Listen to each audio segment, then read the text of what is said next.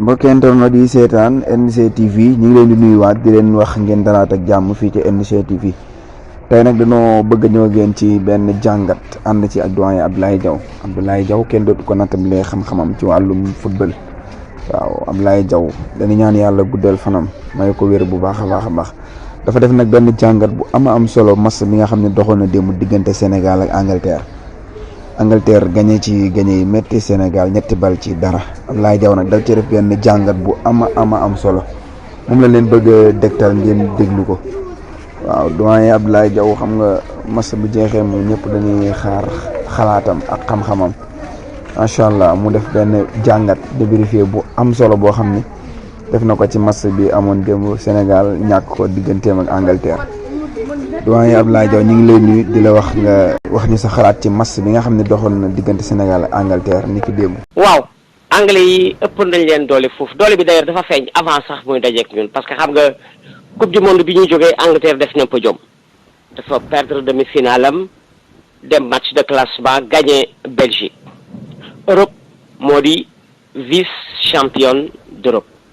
kon Angleterre ñu ci ñaari podium yëpp. ñaari podium yi nga xam ne bii moo gën a mag ci monde bi coupe du monde beneen bi moo di deuxième di coupe d'Europe des nations defe naa ni bi ñuy joué ak moom suñu joueurs yi jiitaluñu loolu parce que soo gisee anglais yi di yi ñuy dugal suñu défense dafa absente notamment deuxième beeg troisième bi gisuloo défense troisième bi avant waa ji di yegg si c'est Blanc dajewul ak kenn ci yoon wi alors da nga naan. moom kay jaroon naa sax def coup franc faute technique ni ñu koy faral di waxee. moom laa la wax ni la défense la bu absente da nga naan ana défense ba fu ñu nekk alors yooyu erreur boo koy def ci boobu niveau ça ne pardonne pas xam nga foofu la ñu daar yi rawee lecture du jeu seen organisation tactique daar yi bu leen wóoree ni mënul gisoo équipe naar yi du ñu jël score en phase finale de coupe du monde du ñu jël score parce que dañu mën lire match buñ ko liiree xam nañu lu ñu war taxaw bu leen wóoree ni mënuñ la gagner bala nga leen di gagner di nga wax lu set alors ci côté boobu on a pêché ba pare mu wóor ni léegi coupe du monde bi li mu wane on a 3 attaquants yu nga xam ni mën nga ci compter dans le monde c'est Sadio Mané c'est Ismaïla Sarr c'est Iliman Ndiaye tout le reste ay souteneurs lañu j'appelle souteneur attaquants yu nga xam ni boo leen joxee bal bi seen tànk mënuñ ko yóbbu dañ koy téye di nekk ku leen jege si pour que ñu jox la ko delloo si léegi dans le monde sa organisation tactique soo mënul am attaquant yu mel ne que Thierno Youm attaquant yu mel ne que Henri Camara di porter ballon bi di ko yóbbu doo dem fedd te loolu mi ngi ci Iliman mi ngi ci Ismaïla Sarr mi ngi ci Sadio Mané dafa wane coupe du monde bi ñu jógee et même coupe d'Afrique bi ñu gagné loolu feeñ ci ba dañu gagné léeg-léeg soo gagné dafa am taar yu nga xam ne doo ko gaaw a gis mais wane na li ñu manqué dañu koy wuti man gis naa ci lu nga xamee ni équipe bi su ma ko doon defar ak sama vécu ci football ba ma dalee di seetaan football gis équipe nationale yëpp gis naa ci ñu nga xamee ni war nañu dugg si gis naa ci ñu nga xamee ni amatuñu niveau mondial parce que équipe bi buy màgg dafa am ñuy génn ak ñuy dugg ndax aptitude ak inaptitude wane na fi ñu jëm ils ont eu du mérite waaw parce qu'ils sont champions d'Afrique dal ci la deuxième équipe européenne vice-championne d'Europe dal ci la 3e équipe mondiale après France ak Croatie Angleterre bi équipe bu rëy la mais ñoom ñooy yombal Angleterre match bi pour la première fois Sénégal jël 3 buts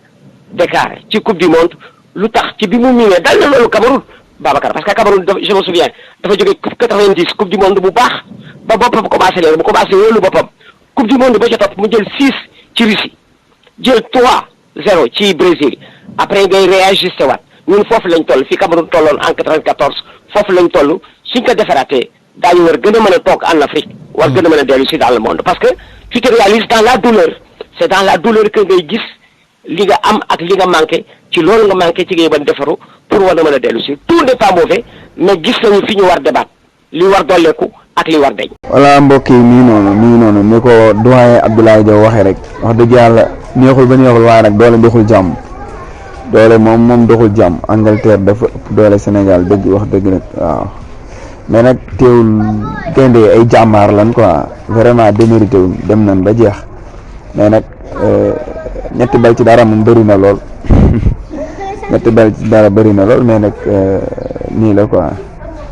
Angleterre gii moom dafa bëri doole torop moo tax it won nanu ko doyen Abdoulaye Diaw ñu ngi lay jaajëfal bu baax a baax a baax a baax wax nga lu am solo de wax nga lu am solo mais nag bu tollee fii moom dafay laaj ñu xoolaat xoolaat lu ñu war a changer lu ñu war a defaraat